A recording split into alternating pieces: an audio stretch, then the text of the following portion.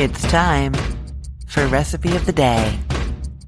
Today I'm continuing with my quest to bring you simple, easy dinners to get you through this crazy month. Today I'm telling you how to make air fryer turkey meatballs. Now, first, the caveat, I would not make meatballs in my air fryer every single time that I want meatballs because you can only really fit like 12 in there. So it's really good for just a quick weeknight meal, although I am going to tell you how you can do 24. You can double this recipe and do 24. They don't turn out quite as brown as browning them on the stove or like doing them under the broiler in the oven, but they're super hands-off and easy, and just make weeknight meatball pasta or like a meatball sub, anything like that, super, super easy. So whenever I am doing anything with ground meat, as you know, the key is to try to handle it as little as possible because you don't want to break up those little wiggly strands. I mean, you're going to break them up a little bit, but you don't want to smoosh them. It's when you start smooshing them a lot, really mixing everything a lot, that the ground meat becomes tough instead of having that light, nice feel that we are used to from, burgers and meatballs and meatloaf and all of that. So the way that I do that is to mix everything together first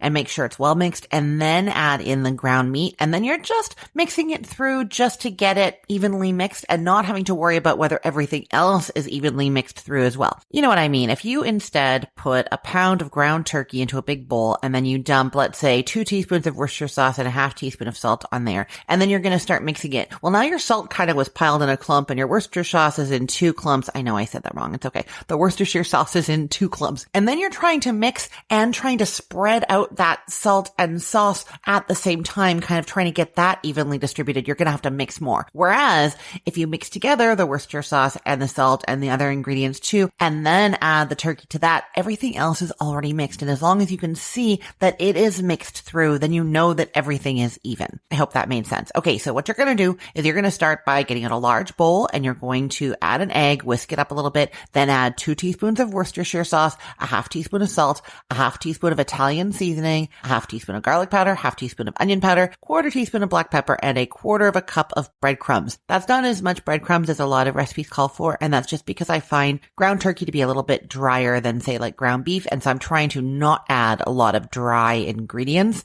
so that we can keep the moisture in there. That's also why the Worcestershire sauce is in there. It adds a little bit of moisture, it adds some meaty flavor, and a little bit of browner color so that the meatballs don't end up too pale, okay? So mix all of that stuff up together in your bowl, and then you're adding in the 1 pound of ground turkey. I highly recommend that you just get the ground turkey. It's usually like 7% fat because it's a mixture of white and dark meat. If you instead use ground turkey breast, it's going to be quite dry. Instead of turkey, you could use ground chicken or you could use ground beef. That's going to work here too. No changes needed. Okay, so you add in your turkey and you're just mixing it until it looks like the other mixture has been thoroughly combined into it, or just barely combined into it, like that. Now, the way that I get evenly sized meatballs, or fairly evenly sized meatballs very quickly, is to divide this meat mixture into 4 equal portions. So just kind of smoosh it down in the bowl a little bit and then run your hand in, like going 1 line vertically and 1 line horizontally, sort of cutting through it. So you have 4 equal portions in that bowl. And then from each portion, you're going to get 3 meatballs. So that's just a little bit easier than trying to just grab clumps straight from there and make them all the same, Okay, you're rolling those into balls. What I like to do is to turn on my kitchen faucet, just running low while I start making those meatballs. And if the meat starts to stick to my hands, then I run them under the water and rinse them a little bit, and that moisture is going to stop the meat from sticking as bad. Just leave it running while you're rolling these, and then anytime you need a little water, you just dip in there. Okay, you should have 12 meatballs when you're done. We did 4 portions, 3 meatballs from each portion. Now, I don't like to spray cooking spray directly into my air fryer if I can avoid it, because it can slowly start to have like a sticky buildup in there. So I will spray my meatballs all over with cooking spray while they're still on the plate that I was rolling them onto, and then transfer them to the basket of the air fryer so that there's space around each one so that the air can circulate. And then you're putting that at 400 degrees Fahrenheit for 5 minutes. After 5 minutes, flip them over and then do another 5 to 8 minutes until they're browned and cooked through. You could just cut into one and make sure it's not pink, or use an instant read thermometer to 165 degrees Fahrenheit. Now, if you want to double this recipe and they don't all fit into your air fryer with room to circulate around,